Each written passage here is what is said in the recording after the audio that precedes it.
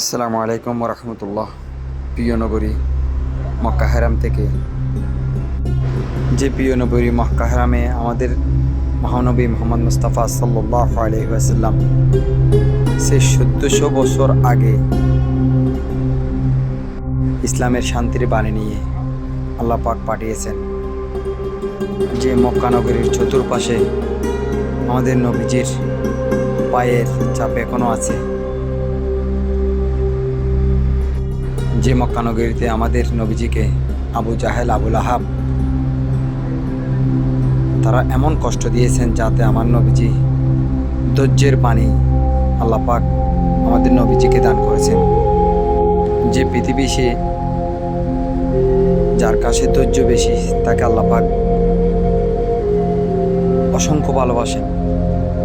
যার কাছে ধৈর্য আছে তার কাছে আল্লাহ পাকের সৃষ্টি জগতের সব কিছু পাওয়া যায়। যে ধৈর্য ধারণ করে তাকে আল্লাহ পাক ভালোবাসেন। যে হাসি মুখে কথা বলে তাকে আল্লাহ পাক ভালোবাসেন। পৃথিবীতে মক্কা নগরীতে আমাদের মুসলিম কান্ট্রির কলিজা, যেখানে অসংখ্য মুসলিম কান্ট্রির মানুষ উমরা বা হজ করতে আসেন। যারা আসেন তারা তো অবশ্যই দেখেন যাতে আল্লাহ পাকের নিদর্শন কতই সুন্দর। আলহামদুলিল্লাহ, মক্কা হারামের দিনের সৌন্দর্য, রাতের সৌন্দর্য আসলে বোঝা যায় না কখন দিন হয় কখন রাত হয়। দিনের প্রাকৃতিক সৌন্দর্য কিন্তু অসাধারণ। আল্লাহ পাক যত সুন্দর দান করেছেন এই যে মক্কা হারামে। মক্কা হারামের ক্লক টাওয়ার কিন্তু বিশ্বের সবচেয়ে বড় গড়ি। এই গড়িটা হচ্ছে আসলে দেখার মতো সুন্দর জায়গা। বিশ্বের সবচেয়ে উঁচু গড়ি বা বড় গড়ি বলা হয়। গড়ির সৌন্দর্য কিন্তু অতুলনীয়। যারা মক্কা হারামে উমরা বা হজ করতে আসছেন তারাই দেখছেন। আসলে দূর থেকে এত সৌন্দর্যগুলো বোঝা যায় না। যখন আসবেন তখন সৌন্দর্যগুলো অনুভব করতে পারবেন। প্রিয় দেশবাসীকে আল্লাহ পাক সবাইকে যেন দান করেন যে উমরা বা হজ করতে আসার আল্লাহ পাক তৌফিক দান করেন, আমিন। হজ বা উমরা করা মানে আল্লাহর পাকে প্রার্থনা করা, গুনাহ মাফ চাওয়া।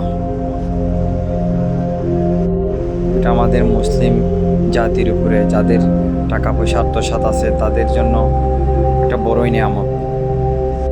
গুনাহ মাফ চাওয়ার জন্য একটা বড়ই সুযোগ। আমরা জেনে না জেনে অনেক গুনাহ করে ফেলেছি, যাতে আল্লাহ পাক আমাদেরকে সবাইকে গুনাহ মাফ করে দেন। এটা মক্কা হারামের পাশে সাফা টাওয়ার। এটা হচ্ছে হারামের অন্তর্গতের ভিতরে মার্কেট, সুন্দর মার্কেট। আসলে না দেখলে বোঝা যায় না। ক্লক টাওয়ারের পাশে অসাধারণ সুন্দর মার্কেট, দেখার মতোই। যারা হয়তো আবার আসছেন তারা দেখছেন, যারা আসেন নাই তারা অনুভব করতে পারবেন সৌন্দর্যের প্রবেশগুলো। দোয়া করবেন নিজের জন্য, ভাইদের জন্য দোয়া করবেন ইনশাআল্লাহ। সুস্থ থাকার জন্য দোয়া করবেন। আসসালামু আলাইকুম রহমতুল্লাহ। সবাইকে ধন্যবাদ।